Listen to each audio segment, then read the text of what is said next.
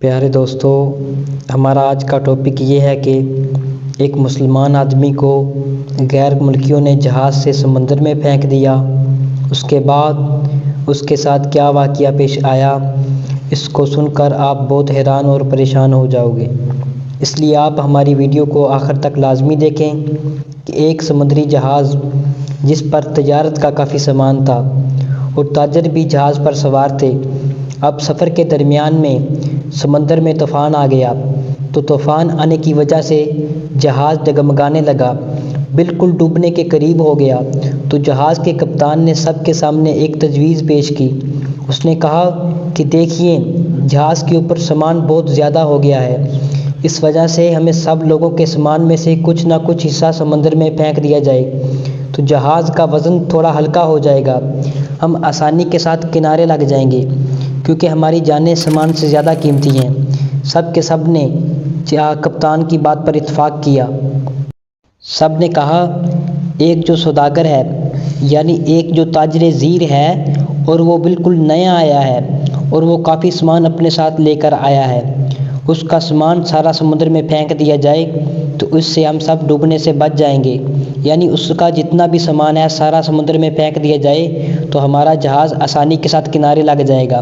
سب تاجروں نے اسی بات پر اتفاق کیا اور اس کا سارا سامان پھینک دینے کا ارادہ کیا، لیکن جس کا سامان پھینک دینے جانے والا تھا اس نے کہا میرے اکیلے کے سامان کو نہ پھینکا جائے، بلکہ سب کے سب تاجروں میں سے تھوڑا سا حصہ سمندر میں پھینک دیا جائے، اس سے نقصان بھی سب پر برابر تقسیم ہو جائے گا، سب کی جانیں بھی بچ جائیں گی۔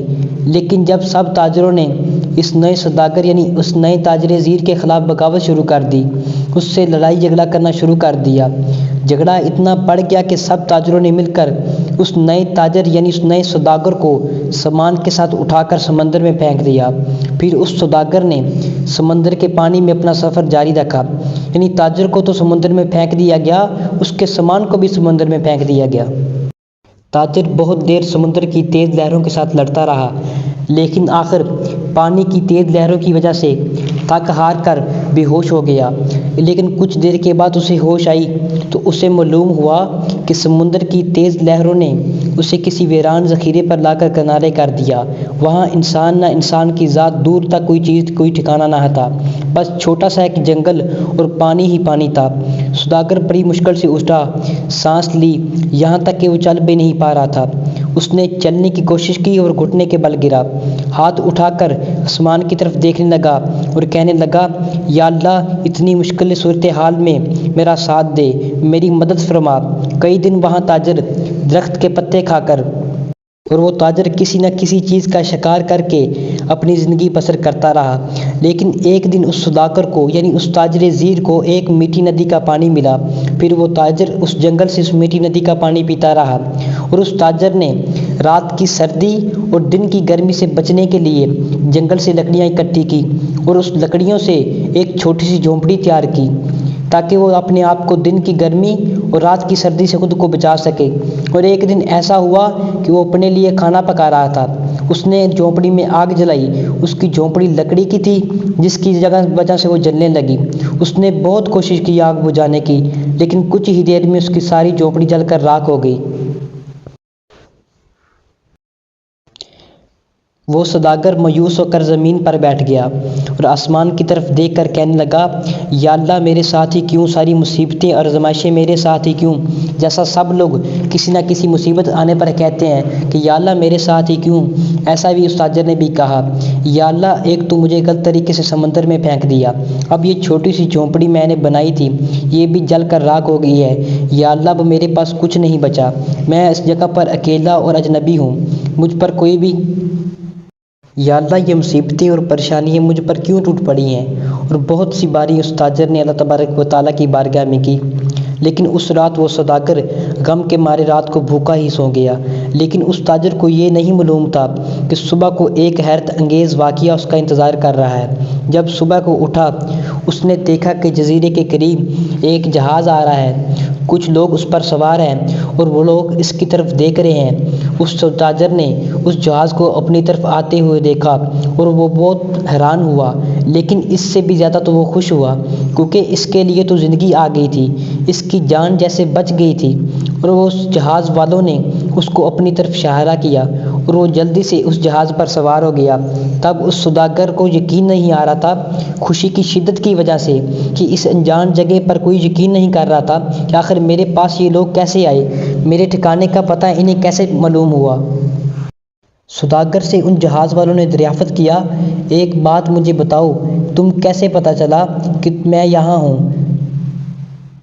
یہ تو بالکل انجان اور اجنبی جگہ ہے۔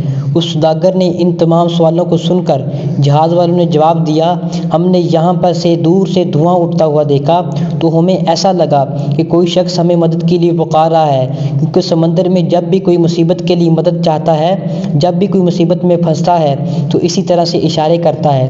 ہمیں ایسا لگا کہ کسی نے یہاں پر آگ جلائی ہے اور دھوئیں کے ذریعے وہ ہمیں مدد کے لیے پکار رہا ہے، ہم تم کو دیکھنے کے لیے یہاں پر آئے۔ یہ سن کر وہ بڑا خوش ہوا اور جہاز والوں کو شکریہ ادا کرنے لگا۔ اس نے اپنی کہانی سنائی، بلکہ ان لوگوں نے سارا واقعہ سنایا۔ پوچھا تمہارے ساتھ کیا واقعہ پیش آیا؟ اس نے بتایا کہ اس طرح سوداگروں نے مجھے اٹھا کر میرے سامان کے ساتھ مجھے سمندر میں پھینک دیا، اس کا سامان بھی پھینک دیا۔ جہاز والوں نے کہا تم ہمیں اس جہاز کے بارے میں بتاؤ جنہوں نے تمہیں سمندر میں پھینک دیا تھا۔ انہوں نے کہا کہ ہم تمہیں یہ بتا دیں کہ جہاز اپنی منزل تک پہنچا نہیں، بلکہ سمندر کے لٹیروں نے اس جہاز پر حملہ کر دیا، پورا سامان لوٹ لیا، سارے تاجروں کو قتل کر دیا، صرف تم اکیلے ہی بچ گئے ہو، پتہ نہیں تم کس طرح بچ گئے ہو، اللہ نے تمہیں بچا لیا۔ جب سوداگر نے یہ بات سنی اور سنتے ہی زور و قطار رونا شروع کر دیا، وہی سجدے کی حالت میں گرا اور روز و قطار رونا شروع کر دیا، کہنے لگا یا اللہ تیرے کام اور تیرے فیصلے بہتر ہوتے ہیں، تو جو بھی کرتا ہے اپنے بندوں کی بہتری کے لیے کرتا ہے، بس ہم ہی بے صبرے ہو جاتے ہیں، ہم اندھے ہو جاتے ہیں، ورنہ بعد میں تو پتہ چل ہی جاتا ہے جو تیرا فیصلہ تھا بہتر ہی تھا۔ میرے بہنوں بھائیوں، اگر آپ کے حالات بگڑ جائیں تو آپ خوف زدہ نہ ہوں، بس اتنا یاد رکھیں خدا کے ہر کام میں حکمت ہوتی ہے۔ آپ کا کوئی کام رک جائے، آپ کی کشتی بھنور میں پھنس جائے، آپ کی جھونپڑی جل کر راکھ ہو جائے، تو یاد رکھیے کہ خدا آپ کا اچھا انتظام کر رہا ہے۔ دوستو، اگر آپ اپنے دل کو سکون دینا چاہتے ہیں، یعنی دنیا آخرت کی عافیت چاہتے ہیں، تو صرف اللہ کا ذکر کریں، کیونکہ وہی ایک ذکر ہے جو ہماری شیطان سے حفاظت فرماتا ہے، ہمارے نفس کو قابو میں رکھتا ہے۔ ہمیں ہر نماز میں اللہ تبارک و تعالیٰ کی تعریف کرنی چاہیے، اور تعریف میں آپ اللہ تعالیٰ کے ناموں کی تعریف کر سکتے ہیں کہ تو اے اللہ تو کریم ہے، تو رحیم ہے، تیرے حکم سے ہی دنیا چلتی ہے، اے اللہ تو ہر چیز پر قادر ہے۔ اور معافی مانگنے والا شخص اللہ تعالیٰ کو بہت پسند ہے، اس اللہ تعالیٰ سے معافی مانگنے والا شخص اللہ کے بہت قریب ہوتا ہے۔ آپ رو رو کر گڑ گڑا کر اللہ سے معافی مانگ سکتے ہیں۔ اللہ تبارک و تعالیٰ نیک لوگوں کی مدد فرماتا ہے، اللہ انصاف فرماتا ہے، اللہ ان لوگوں کی مدد کرتا ہے جو ان کے پیغمبروں کی بات مانتے ہیں۔ اسلام میں صبر کی بہت فضیلت آئی ہے۔ قرآن میں فرمایا گیا ہے کہ صبر کرنے والوں کے ساتھ اللہ ہوتا ہے۔ صبر یہ ہے کہ آپ کوئی بھی چیز، آپ کی کوئی بھی کتنی بھی بڑی چیز ہو کیوں نہ ہو، ہاتھ سے جاتی رہے، ہمیں ہمت نہیں ہارنی چاہیے اور نہ ہی رونا چاہیے، بلکہ اللہ کے فیصلے پر راضی رہنا چاہیے اور یقین رکھنا چاہیے۔